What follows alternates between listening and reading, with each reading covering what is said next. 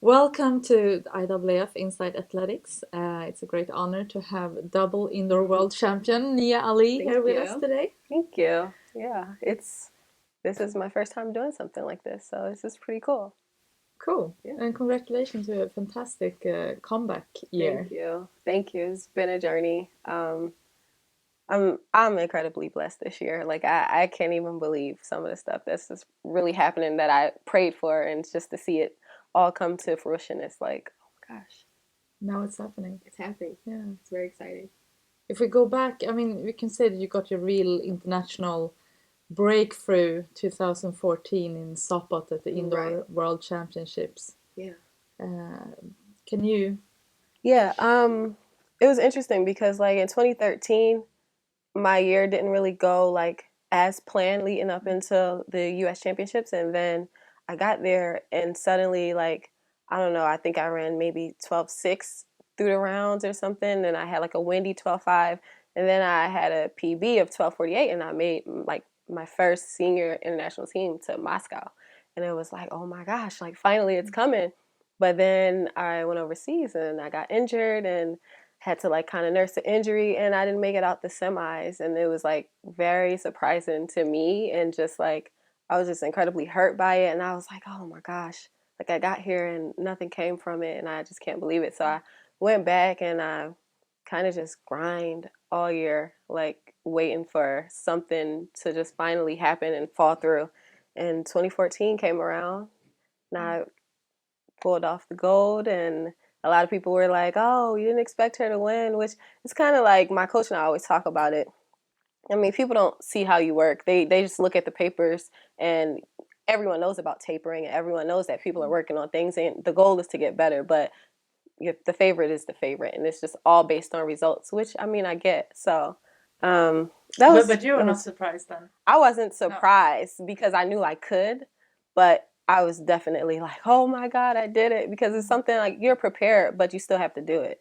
Mm. So it was definitely a starting point for me, and just knowing like to be confident in just my prayers, my training, my support system, and to know that it's very possible for me. And it kind of just took off from there. Yeah. But then, quite soon thereafter, you found out that you were pregnant. Yeah, yeah, I did. And like for a brief moment, it was like, okay, this is a curveball, but I don't know. I was very excited. Like I want a huge family, and I know in track and field, it's like the guys can just have as many kids as they want, and they can start their families and have just like a whole nother life. But our lives are kind of like intertwined. Like I feel like the men can have like 7 kids and no one even know, but like everyone in athletics has to know when we have a child. And I mean, it's no problem with it, but I felt like I could get started. I want to have a huge family, so yeah, it was That's exciting. amazing. But if you look to where you were in your career, and was an Olympic, coming Yeah, up quite soon, uh, I don't was it a know. little bit mixed emotions about the timing of it, No, or? um, like I actually I just spoke to Lolo Jones about this, and I was like, I didn't worry at all. Like I just have this whole vibe about me. It's like whatever's going on in my life is supposed to be exactly that way. This is my journey. And as soon as something happens, I embrace it because it's a story for me to tell. Like it's mothers who deal with this every day. It's other athletes who deal with this every day. So I feel like I'm telling a story. It's my duty to fulfill whatever is to come from it. So I just embraced it, and I was like, stay on it. I mean, I could still work out. I feel very good, and I worked out for about 4 or 5 months, and then I took advice from a friend, and I just decided to take the pregnancy in, and I just chilled and I swam some, just lived like a normal life. I stayed in touch with track and field, so I went to meets, and I looked at results. I watched 24/7, so it kept me hungry and motivated, and it was just like when I get back, I'll do as well as I can mentally to keep it intact with my physical, so I can be right back where I left off or better. And your son Titus was born Yeah. like a May year 8th. ago, or May 8th, on May 2015. 8th. Yes. Yeah. Titus. Titus Maximus. Titus Maximus Tinsley. Everyone's like, you have a hurdle baby. Yeah, you do. Yeah. It's a very powerful name. It sounds like a Greek god almost, or something. Yeah. How did you come to choose Titus Maximus? So Michael and I, we just really wanted something very strong. And we did look up like Greek names, like it was like Maximilian and like Scion.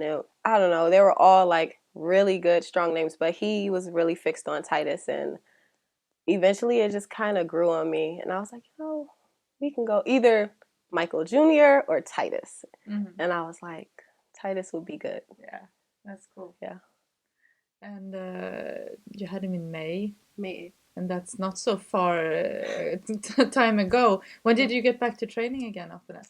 I got back, I'd say maybe like August, seriously, like just like doing long runs. And so I got back to LA in about July, and then I kind of just went to the beach, and my coach and I worked on some stuff, just filling out my body to see if like anything was different, or I really felt great.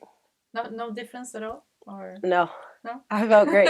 I mean, like the obvious that you have to deal with, like the extra fluids and everything. You're just like, am I going on myself, or what's going on here? But no, like other than that, my body was fine. I think the one thing that I can say that I heard, it was like the fast twitch, which I didn't get to experience until it was time for me to like get in the blocks and be very powerful. But yeah, that felt like it was gone. My coach would be like, the times are the same, like it's in your head. And I'm like, no, my body is not feeling poppy. Like I could control it a little better, but I've learned to manage it. I'm still figuring it out a little bit, just from a feeling perspective, but everything else was like really good. But did you expect to be able to defend your gold at the Indoor World Championships in Portland? I kind of didn't put any expectations on myself. Like, I mean, just to make it there, it was like an honor alone, and I just like felt the blessings all over me. Like I won the tour, the IAAF tour. So when everything kind of fell into place for me to be able to contend for that and be able to go out and go to Glasgow and like finish it off and win, I was like, oh my gosh, I'm going to Worlds. Like, so to be able to say that before you go to the trials, like that was the first time I ever had that feeling. And I was like very excited, and I'm like, I can capitalize on this, and I want to get a medal. I'm in a position to be able to get a medal. I want to get a medal. But to win the gold was like 2 times. Yeah. Consecutive. Like it was very cool. That's very cool. Yeah. Did it feel different, the gold medal in Sapa compared to the one in Portland? Felt different. I mean, I had my son there, and I had my mom there. I had my aunt. Like I had like family, and it was in the States. And to cross the line, I guess it was like you're confident and you know that you're prepared to do something special, but to cross the line and it be so close, and then you look up and you see your name first, and then like my agent's running over with my son. So it was like definitely much bigger for me because he wasn't even a year yet, like 9 months I think or so. After Worlds, I guess you go back to training, but then I saw that you were doing heptathlon. Yeah. How come? I mean, it would seem to me like an Olympic year, you would just do everything to stay away from dangerous things and injuries and stuff like that. Yeah. But still, you did a heptathlon in April, right? Yes, I did 2 of them. Yeah. We worked all year for it. I mean, like, obviously not as much work as I could have, because I know like the heptathlon like takes tons of work and focus. But coming into this year, like I had goals, and I told my coach that I didn't think it would hurt to train for it, just because from a fitness aspect, it's like I could use every angle possible. And I felt like I needed to take full advantage of my body and like what I had to bring to the table for my strength and plyos. And like you said earlier, I did used to do high jump, and I did dabble before in the multi. So it was like, let's train for it and see where it goes, and keep the main priority, the hurdles.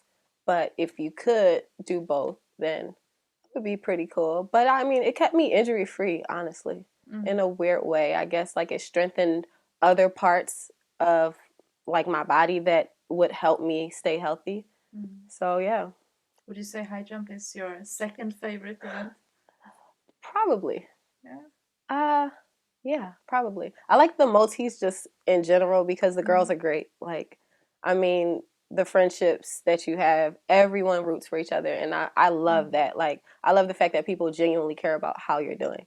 So I like the energy in the multis.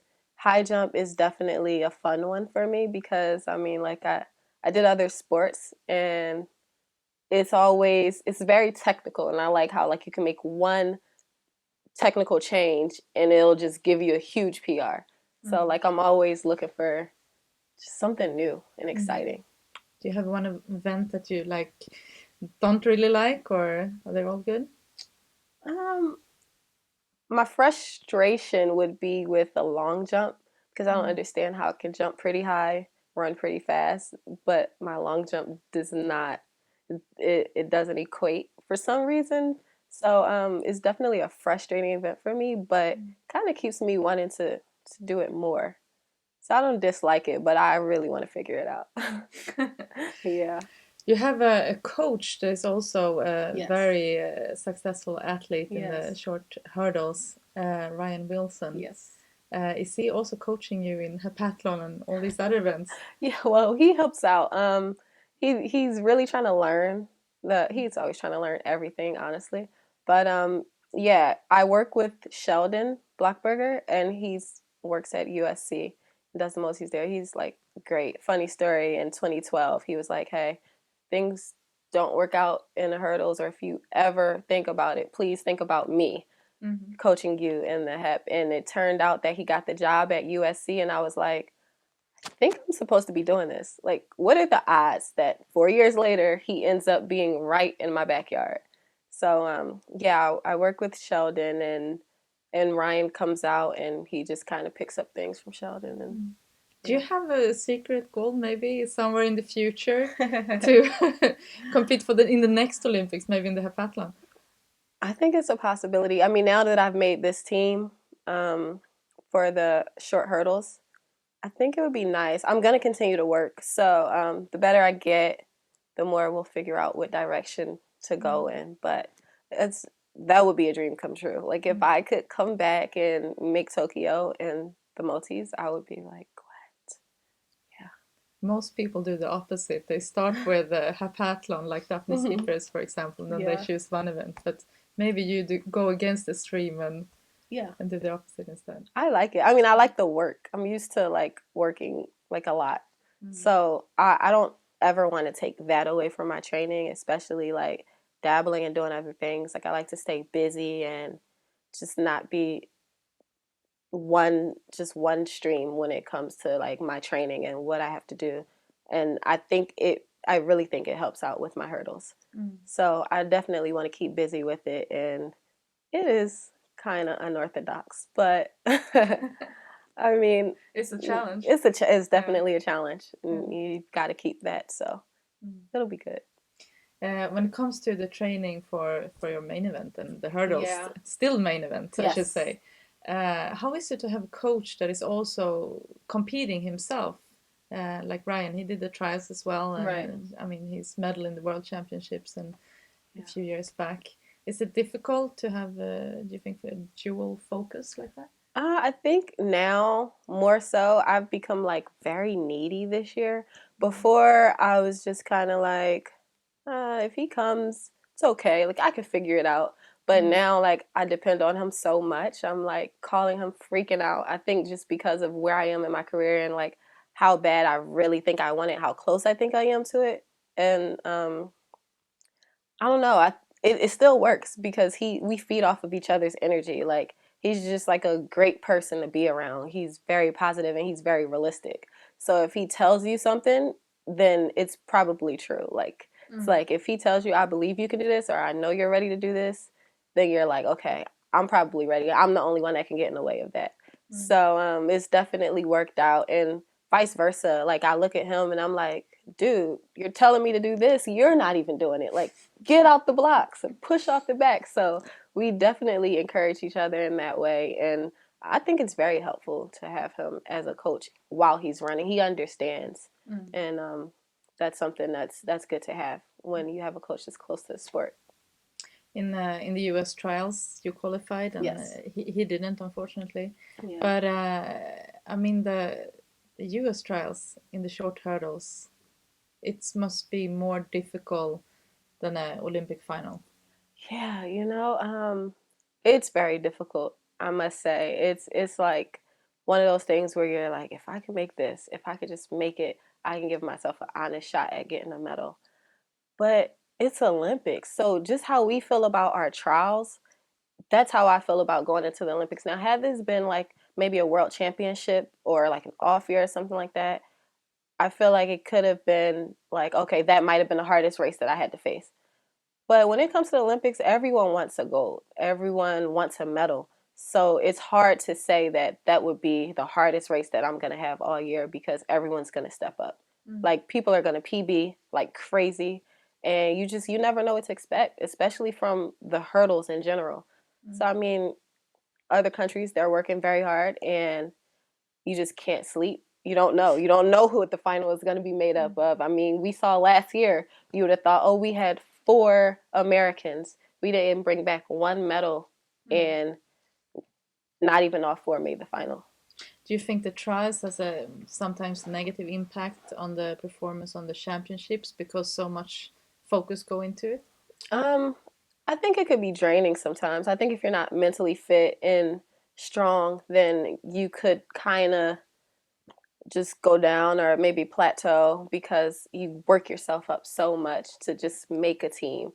And it definitely could be a little overwhelming. But I think if you know the plan and the goal from the beginning, then you kind of look at it as a stepping stone as well. It's like, yeah, I'm getting up for this, and I plan to run really fast.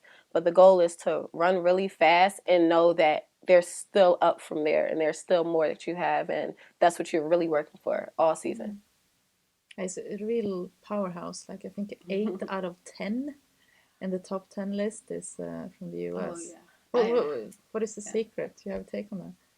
I don't know. I don't think it's a secret. I think we just maybe we compete against each other all the time. I mean, I don't know how the training groups work everywhere else, but like we have like really fast sprinters that we like can train alongside of, or we it's groups that have like Christy Castlin and Brianna Rollins, like they train together. So when you have 2 powerhouses together training together every day, they'll get better. Like iron sharpens iron. So it could be that. It just could be a number of things. Like we see each other, we race each other a lot. So maybe, but yeah, I really don't know. It's definitely evolving. I mean, we have high schoolers that are going under 13, and I'm just like, what?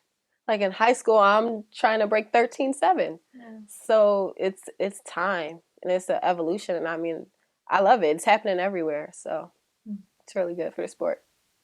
Cool. So when you don't train for the Olympics or anything else, or take care of Titus, which I guess takes most of your time, what do you do when you relax?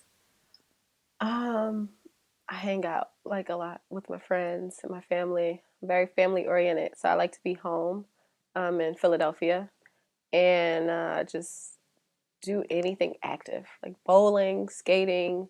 Um, I don't know, anything. Like I'm very spontaneous. Are you a good bowler? I am a pretty good bowler. What's your PB? 255 or so. 255. Yeah, it's pretty high, but that's very good. But I must say, I took a bowling class for 1 year, like over the summer after my freshman year, and I really learned a lot. So you could probably be it was world champion in very many sports. No, I mean that's not my average. That's my best. But I mean, I do bowl over 200. But yeah, I took a class for it. Cool. Yeah. I heard you play the piano as well. Is that true? Yeah, well, not as much anymore since I had Titus. I haven't played much of anything. I have piano. I have guitar. I took singing lessons as well.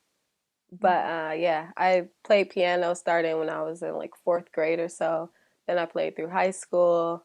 Then when I got to college, I got a keyboard maybe my junior year or so. So I just keep it around. But I don't play as much as I should. Like, it used to be very therapeutic for me. I would play like a lot, but now I'm just so busy. Yeah. Like, I'm so busy. So hopefully I can get Titus started. I think that would be really cool. I want him to like play everything and do everything. Yeah. So yeah. Do you have any pets? I do. Yeah, I'm a dog person. Well, I also have fish. But yeah, I have Bella and I have Marley. Bella's a golden doodle, and then Marley's a multi-poo. Big family of all kinds. Yeah, and Bella's so huge. She's like 65 pounds. Wow. Yeah, she's very huge. I mean, like, she came running in here right now, you would be like, that's not a dog. That's something else. Like, but she's very friendly and can Titus ride on her maybe? He probably could, but he's kind of terrified right now. Yeah. He's just like, what? Why is she bigger than me? So yeah. But she's friendly. You would like Bella. And Marley's very nice too. He's just a small little thing. Okay. We wish you the best of luck. Thank you. Thank you so much. And thank you for being here with us. Thank you. Thanks for having me. It's awesome.